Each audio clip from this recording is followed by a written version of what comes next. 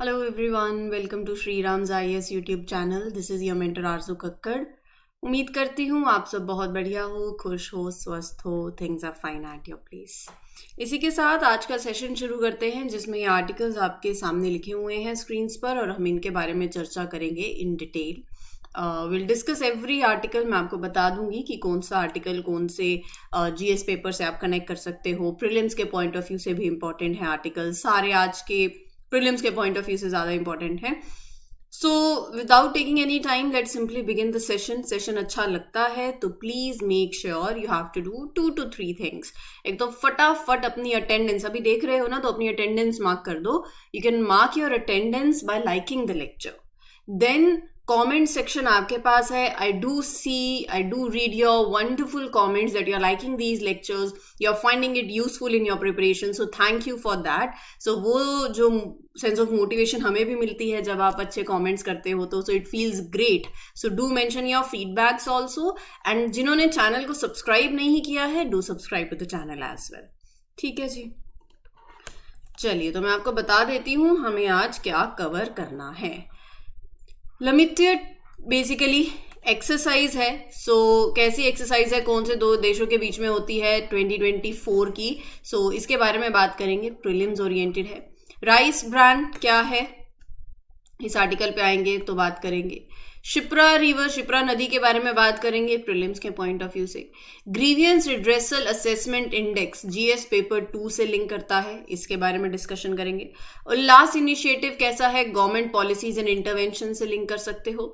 Foot and mouth disease काफी news में रहती है, ये आपके जीएस पेपर 3 से भी लिंक हो सकती है और मेजरली ये आपके प्रीलिम्स के पॉइंट ऑफ व्यू से भी सवाल उठते हैं. मैप आज देखेंगे, मैप प्रैक्टिस करेंगे. यूपीएससी के प्रीलिम्स में, अब प्रीलिम्स पास भी आ रहा है तो जो भी चीजें न्यूज में रही हैं ना, वो लोकेशंस आपको पता होनी चाहिए. पर्शियन गल्फ का मैप आज आपको देखना है. अगर आपके वॉल पे मैप पेस्ट है तो वहां पर पर्शियन गल्फ देखें, एटलस में देखें, जहां पर भी आपको सही लगे. मैं भी आपको दिखाऊंगी पिक्चर, तो वो आज आप कवर करोगे अपने मैप प्रैक्टिस के अंदर. ये पूरा आर्टिकल्स आज सेशन में रहने वाले हैं. सो शुरू करते हैं पहले आर्टिकल के साथ without taking any time. Indian army contingent departed for Seychelles. किस लिए? To participate in 10th edition. ये मिलिट्री एक्सरसाइज का 10th एडिशन होगा जिसका नाम है लमित्ये 2024. तो एक तरफ इंडिया और एक तरफ सेशल्स की डिफेंस फोर्सेस. तो एक जॉइंट मिलिट्री एक्सरसाइज है इंडियन आर्मी और सेशल्स डिफेंस फोर्सेस के बीच में. लमित्ये इसका मतलब होता है फ्रेंडशिप, राइट. और ये एक बाइनियल ट्रेनिंग इवेंट है, तो हर साल नहीं होती ये एक्सरसाइज, एवरी 2 years ये होती है इंडियन आर्मी और सेशल्स डिफेंस फोर्सेस के बीच में. दोनों देश अपनी फ्रेंडशिप को और ज्यादा बिल्ड करते हैं, कॉपरेशन और बढ़ती है बिटवीन दीज 2 countries.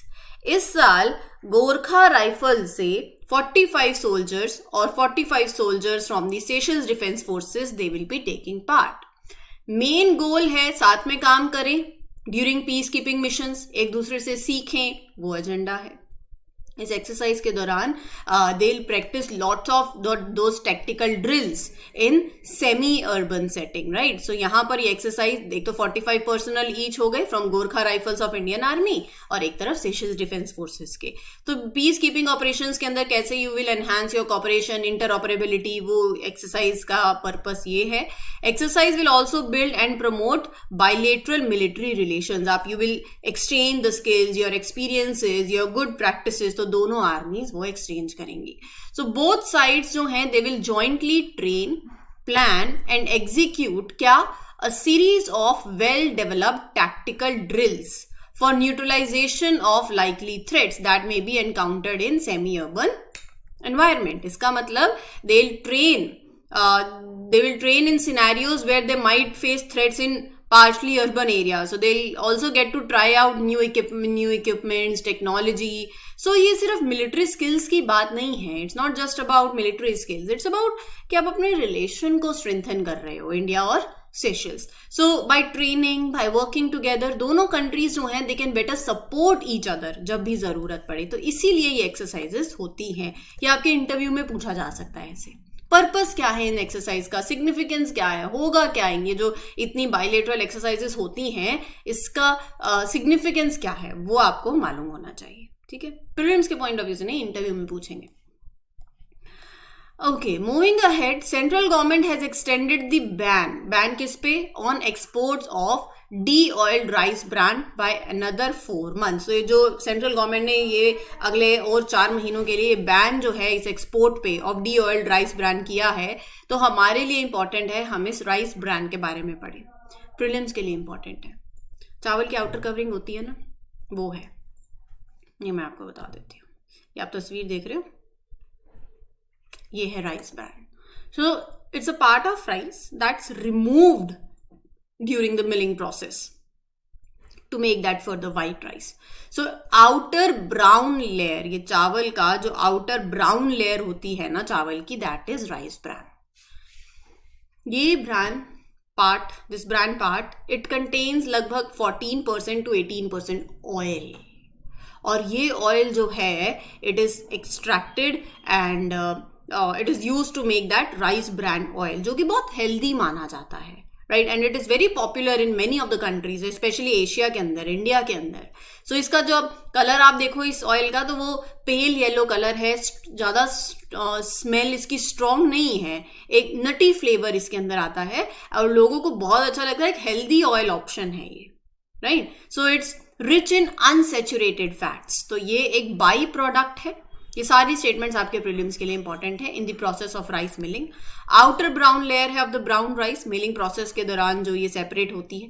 14 से 18% ऑयल है इसके अंदर, एक हेल्दी ऑयल है, जापान, एशिया, पर्टिकुलरली इंडिया के अंदर बहुत पॉपुलर है। पेल येलो है, ऑर्डरलेस है, नटी फ्लेवर्ड ऑयल है with a very sweet taste, good source of unsaturated fats, vitamin E and other important nutrients, right. So यहां पर सरकार ने डिसाइड किया है to keep a ban on exporting this deoiled rice bran अगले 4 महीनों के लिए। So they will not be allowing companies to sell this specific type of rice bran oil to other countries as of now. Nutrients जो है इस rice brand के अंदर, ये डिपेंड करते हैं on the type of rice और आप उसको किस तरीके से it is being mild. So generally बहुत ही रिच है न्यूट्रिएंट्स के अंदर, प्रोटीन्स, फैट्स, फाइबर सब है, और ऑयली नेचर की वजह से ना it is often use as animal feed because it's a good binder also for making feed pellets, right. तो it is currently mostly used as animal feed also. Anti diabetic है, lipid lowering है, hypotensive, antioxidant है, anti inflammatory effects हैं, right. So आपके bowl consumption को भी, मतलब function के लिए भी it's very good for digestion. तो it contains substances also that can reduce the amount of cholesterol absorbed by the body. So heart के लिए भी बहुत अच्छा है। It may decrease the absorption of calcium, और बाद में जो जैसे किडनी स्टोन्स हो जाते हैं वो भी ये प्रिवेंट करता है। तो मतलब इसको कंज्यूम करने से बहुत ही इसके हेल्दी बेनिफिट्स रहते हैं, डायबिटीज में, कोलेस्ट्रॉल लेवल में, ब्लड प्रेशर में, डाइजेशन में बहुत हेल्प करता है। एनिमल्स के लिए भी it is use as good for animals as their feed also, and it might also prevent certain health problems जैसे कि वो किडनी स्टोन्स वगैरह। ठीक है जी, तो ये हो गया आपका राइस ब्रांड। कोई डाउट हो still you can ask me in the comment section. अगले आर्टिकल पे चलते हैं। बहुत ही सुंदर सी तस्वीर है, नदी है जिसके बारे में पढ़ेंगे, शिप्रा रिवर, शिप्रा नदी। A performance audit was conducted by controller and auditor general of India on the degradation of this Shipra river. इसको शिप्रा भी बोलते हैं, मध्य प्रदेश की नदी है। तो आपको क्या करना है आज, चलो होमवर्क बताते हैं आपको। एमपी से, कोई भी एमपी के कहीं से भी, कोई भी हिल से अगर कोई रिवर ओरिजिनेट कर रही है जो आपके लिए इम्पॉर्टेंट है, जो हमने पढ़ी हुई हो, वो आपको पढ़नी है। एमपी में जो भी टाइगर रिजर्व्स हैं, नेशनल पार्क्स हैं, वाइल्ड लाइफ सेंचुरी इफ अगर कोई है तो, और कोई रामसर साइट है, वेटलैंड, राइट, तो ये आज आपका होमवर्क है। तो आपको आज एमपी घूमना है पूरा। एमपी में ये नदी यहां से बहती है, और ऐसे नहीं अच्छा टाइगर रिजर्व ये देख लिया XYZ, आप उसको उसकी नॉर्थ टू साउथ अरेंजमेंट भी देखोगे, राइट। तो वो बहुत इंपॉर्टेंट है। तो ट्रॉपिक ऑफ कैंसर क्या एमपी से पास करता है या नहीं करता है, ये चीजें आपको सारी देखनी है। एमपी आज आपका होमवर्क रहने वाला है। ठीक है जी, ऐसे ही बात बनेगी, नहीं तो फिर अगर आप खुद से नहीं करोगे, अब सारी चीजें एमपी वाली कवर हो जाएंगी ना, है कि नहीं। तो वो आज करेंगे आप। ये नदी मध्य प्रदेश की नदी है, एक पेरिनियल रिवर है और it is considered as sacred as Ganga river by Hindus. तो बहुत ही इंपॉर्टेंट रिवर है ये, पेरिनियल रिवर है, मतलब it flows through out the year, it does not dry up in the dry seasons. तो बहुत जैसे गंगा नदी है वैसे ही सेक्रेड ये नदी है क्षिप्रा नदी। एक हिल से शुरू होती है जो कि विंध्यान रेंज के अंदर पड़ते हैं, काकरी टेकड़ी आप इसको जैसे भी प्रोनाउंस करें, तो वहां पर ये पड़ती है और उज्जैन से पास है, 11 किलोमीटर के डिस्टेंस पे पड़ती है ये हिल। और फ्रॉम इट्स ओरिजिन ये रिवर फ्लो करती है across Malwa plateau, region of Madhya Pradesh only, और चंबल नदी को ये जुड़ जाती है। चंबल एक और सिग्निफिकेंट नदी हो गई, तो ये इसका कोर्स है, मालवा प्लेटू से बहती हुई आगे चंबल नदी को जुड़ जाती है। पुराणों में, एंशिएंट हिंदू टेक्स्ट के अंदर the Puranas put forward that Shipra originated from the heart of Varaha, lord of Vishnu's incarnation as a boar. तो ये जो नदी है, ये रिलीजियस सिग्निफिकेंस भी इसका ये है कि अकॉर्डिंग टू ये जो हिंदू हमारे टेक्स्ट हैं, पुराण हैं, उनके अकॉर्डिंग टू दैट ये कहा जाता है कि ये रिवर जो है it is originated from the heart of Varaha, which is an incarnation of lord Vishnu, Vishnu का अवतार in a form of boar. आप इसको तस्वीर देखना। So it is mentioned in stories that lord Krishna studied, मतलब आप बोल सकते हो, एट आश्रम ऑफ सेज संदीपनी और which is located on the banks of Kshipra river. तो उन्होंने लॉर्ड कृष्णा जो हैं उन्होंने भी, जो कि विष्णु जी के 8th इनकारनेशन, 8वां अवतार, तो on the banks of this Kshipra नदी इज सेज संदीपनीज आश्रम। ठीक है, it finds mention not only in Hindu text but आपको बुद्धिस्ट स्क्रिप्चर्स, जैन स्क्रिप्चर्स के अंदर भी इसका मेंशन देखने को मिलेगा। The Holi site of Ujjain जो है वो भी इस नदी के राइट बैंक पर सिचुएटेड है। कुंभ मेला जो होता है, the famous Kumbh Mela takes place in the ghats of this city, और 12 साल में एक बार। और इसकी ट्रिब्यूटरीज भी ध्यान रखना, खान एंड गंभीर। ठीक है जी, ये हो गई हमारी क्षिप्रा नदी। Ministry of Home Affairs has consistently ranked among the top 10 ministries in 23-24 in the Grievance Redressal Assessment Index. Grievance Redressal Assessment Index के अंदर Ministry of Home Affairs की रैंकिंग आई है among the top 10 मिनिस्ट्रीज में से। तो हमारे लिए important हो जाता है Grievance Redressal Assessment Index के बारे में पढ़ना। Department of administrative reforms and public grievances के द्वारा क्रिएट किया गया है। It is a tool index which is a part of government of India. That department, इसका पर्पस क्या है? अलग अलग ऑर्गेनाइजेशंस जो हैं, जो लोगों के, आम जनता के जो ग्रीवियंसेस हैं, जो कंप्लेंट्स हैं, अच्छा एक्स ऑर्गेनाइजेशन कैसे हैंडल कर रही है, वाई कैसे कर रही है। So it the main purpose is to evaluate, to compare कि अच्छा how different organizations, departments are handling the complaints and grievances from the public. So ये जो grievance redressal index है, ये assessment basically grievance redressal assessment index है, ये आपको clear picture दे देता है कि अच्छा X organization जो है in terms of addressing complaints and grievances they are doing that. सो उनकी स्ट्रेंथ और उनके areas where they can improve, सब, मतलब इसका ऑब्जेक्टिव ये है ना, it will give them a clear picture. तो 4 मेन एरियाज के अंदर ये इंडेक्स देखता है। एफिशिएंसी, कितनी क्विकली, कितने इफेक्टिवली, कितने एफिशिएंटली वो कंप्लेंट्स को एड्रेस कर रहे हैं। फीडबैक, दूसरा कि how well these organisations listen to and respond to the feedback from the public जो आ रहा है।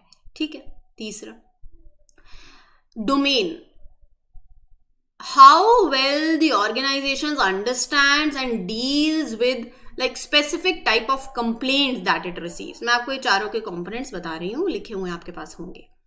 Fourth is your organizational commitment, मतलब how dedicated the organization is. Organizational commitment मतलब वो कितना डेडिकेटेड वो बंदा है। जैसे हम बात करते हैं कि अच्छा ये काम करने में आप कितने डेडिकेटेड हो, अगर कोई कंप्लेंट आई है ऐसे चली तो नहीं गई, आप उसको रिजॉल्व करने में कितनी शिद्दत से काम कर रहे हो, right? And how well you are improving your process, तो ये 4 इसके कंपोनेंट्स होते हैं, चारों के चारों अभी आपको दिखा दूंगी।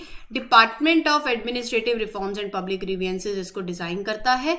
ऑब्जेक्टिव यही है कि आपको पूरा इंसाइट मिल जाता है, एरिया ऑफ इम्प्रूवमेंट मिल जाता है पूरा regarding that grievance in this grievance redressal assessment index की वजह से।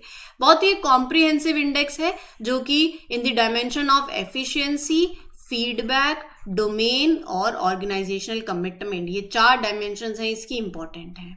ये डेटा कहां से यूज करता है? From centralised public grievances redressal and management system से, जो गवर्नमेंट यूज करती है to manage and track the complaints from citizens. So CP gram के बारे में पढ़ लेते हैं। एक ऑनलाइन प्लेटफॉर्म है, 24/7 अवेलेबल है आम जनता के लिए, ताकि वो अपनी कंप्लेंट्स, अपनी ग्रीवियंसेस को फाइल कर सके जो कि गवर्नमेंट सर्विसेज से जुड़ी हुई हैं। तो एक ऑनलाइन प्लेटफॉर्म हो गया, 24 घंटे 7 दिन अवेलेबल है लोगों को to launch their grievances to the public authorities on any subject. It is a single portal connected to, एक ऐसा पोर्टल है that is connected to all the government departments, ministries, national level पे, state level पे। तो आप अपनी complaint launch करो, right? आपको एक यूनिक रजिस्ट्रेशन आईडी मिलेगी, तो ये ID it helps you to track the status of your complaints. You can see whether it is being looked into, resolved by the concerned authorities, right? So अगर आप खुश नहीं हो with how your grievances is being handled, so आपको एक option भी मिलता है to appeal, मतलब you can request a further review or action if you feel कि आपकी कंप्लेंट को प्रॉपरली एड्रेस नहीं किया गया है। अपील फैसिलिटी भी है, ठीक है जी। तो ये हो गया अपना सीपी ग्राम के बारे में भी। हाल ही ministry of education is set to conduct this test. कौन सा test? FLNAT, foundational literacy and numeracy assessment test as a part of Ullas Nav Bharat साक्षरता कार्यक्रम। तो हम पढ़ते हैं इस इनिशिएटिव के बारे में। उल्लास इनिशिएटिव,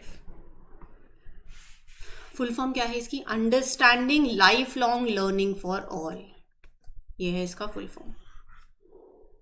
नेशन वाइड एडुकेशन के अंदर, मतलब यू नीड टू ट्रांसफॉर्म, इस प्रोग्राम का मकसद यही है to transform the education and literacy throughout India. कैसे आप एक लर्निंग एनवायरनमेंट को ऐसा बनाओ कि वो it reaches every person regardless उसका क्या बैकग्राउंड है, एंड जो भी बेसिक लिटरेसी है, जो इंपॉर्टेंट लाइफ स्किल्स हैं, उसमें जो गैप है उसको एड्रेस करता है ये पर्टिकुलर इनिशिएटिव। सो उल्लास का मेन गोल है बेसिक एजुकेशन देना, digital literacy, financial literacy, essential life skills to the individuals, मतलब जो 15 या 15 साल से ऊपर के हैं जिनको अपॉर्चुनिटी नहीं मिली टू अटेंड द स्कूल, तो लोगों को एम्पावर करना एजुकेशन के through, and you bridge the gap in knowledge and skills जो आज भी सोसाइटी में एग्जिस्ट करते हैं। सो it is being implemented through volunteer efforts. तो 15 से ऊपर, एज 15 एंड अबव, जिन्हें वो अपॉर्चुनिटी नहीं मिली to go school, to impart them these basic education. So it is to impart not only foundational literacy and numeracy but also to cover other important components also जो आज 21st century के लिए important है। critical life skills, ये मैंने आपको बता दिया, health care, awareness, child care, education, family welfare, vocational skill development, जहाँ पर आप local employment की तरफ it view, right? तो ये हो गया आपका vocational, फिर उसके बाद हो गया आपका basic education, right? तो ये सारी चीज़ें इसके अंदर आती हैं। कॉन्टिन्यूइंग एजुकेशन, सो including engaging holistic adult education courses, arts में, साइंस, टेक्नोलॉजी, कल्चर, स्पोर्ट्स के अंदर, राइट? सो मतलब अंडरस्टैंडिंग कि जैसे वाइड रेंज ऑफ कोर्सेज आपको मिल जाते हैं। They are design to be covering that topics जो कि इंटरेस्टेड हैं, जो लोकल लर्नर्स के लिए बहुत यूजफुल है, and more advance material it will include, right? So Ullas app भी है that people can use to register for the program, चाहे learners की तरह चाहे volunteers. So learners can sign up for the courses and they can access various learning resources. और एक digital gateway हो गया, मतलब लोगों के लिए एक रास्ता हो गया to connect to that educational content, right? That is available through Diksha portal of NCERT. ये हो गया इसका purpose. अगला है अपना फुट एंड माउथ डिसीज, जिसने अफेक्ट किया है 60% ऑफ मिल्क कैटल को इन पिलहिबित डिस्ट्रिक्ट ऑफ उत्तर प्रदेश। तो हम बात करेंगे FMD के बारे में। एक लाइव स्टॉक को होने वाली एक वायरल डिसीज है, कॉन्टेजियस है, और जिसका इकोनॉमिक इम्पैक्ट भी फिर बहुत पड़ता है डेयरी सेक्टर पे। कैटल्स को इफेक्ट करती है, शीप्स को, गोट्स को एंड क्लोवन हुफ्ड रुमिनेंट्स को। Intensively reared animals are more susceptible to the disease than traditional breeds. Horses, dogs, cats को इफेक्ट नहीं करती है। एक ट्रांस बाउंड्री एनिमल डिसीज है, मतलब it can cross boundaries also, contagious है ना, तो it can cross borders and it can affect the life stock in different countries. When an outbreak happens, तो वो it will disrupt the production of livestock. It will cause problem for international trade in animals, animal products. तो बहुत ही highly contagious virus है that affects the animals, जैसे cows, pigs, sheep, right? And it spreads very quickly. Economic loss बहुत होता है farmers को, और trade जो है countries के बीच में वो भी disrupt होता है। ठीक है जी। So it is caused by a virus and the name is मतलब ये कोई ऐसे फुट एंड माउथ डिसीज का मतलब ये नहीं है कि it is related to hand, foot and mouth disease. मैं आपको बताती हूँ इसमें क्या होता है।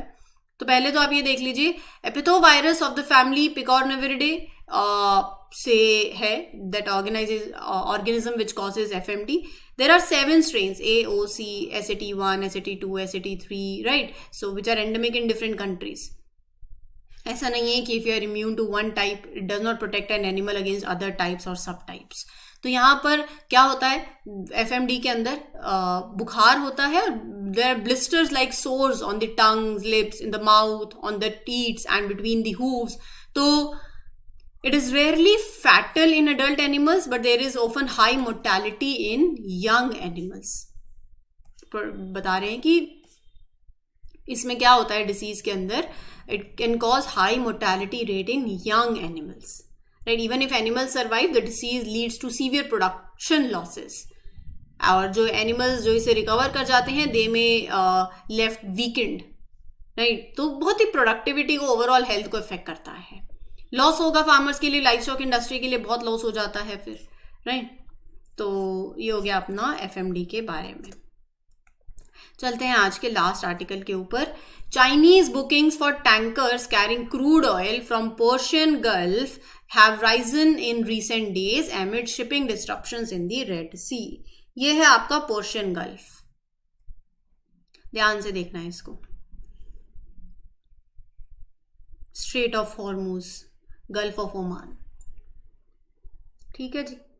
तो क्या क्या लगता है इसके पास, Iran, Saudi Arabia, Qatar, UAE, Kuwait, ये सब चीज़ें आपको मालूम होनी चाहिए। मैप देखना बहुत ज़्यादा ज़रूरी है। तो Persian Gulf is a part of Indian Ocean. एक ऐसा लगा लो, इट्स अ स्मॉल सी और इनलेट दैट एक्सटेंड्स फ्रॉम, आगे गल्फ ऑफ ओमान से एक्सटेंड कर रहा है ना आगे, तो it connects to the Indian Ocean through this. Indian Ocean को कैसे कनेक्ट कर रहा है, स्ट्रेट ऑफ हॉर्मुज है। ये मैप देखो, बाकी लिखा हुआ कहानी आपको मिल जाएगी, स्ट्रेट ऑफ हॉर्मुज से ये कनेक्ट कर रहा है, ठीक है जी। Bordering several countries, Saudi Arabia, Qatar, UAE, Iran, Bahrain, Iraq, Kuwait, ये रहा आपका इराक, कुवैत, ठीक है, कतर। तो ये आपको मालूम होना चाहिए। आप इसको ना sometimes you will hear it as Arabian Gulf और गल्फ ऑफ ईरान। तो ये there are different names for this same body of water. अब थोड़ा सा और अगर आप देखो तो पर्शियन गल्फ की जो कोस्ट लाइन है दैट्स अबाउट 5117 किलोमीटर लॉन्ग, और ईरान की बाउंड्री देखिए आप, लगती है बहुत, ठीक है।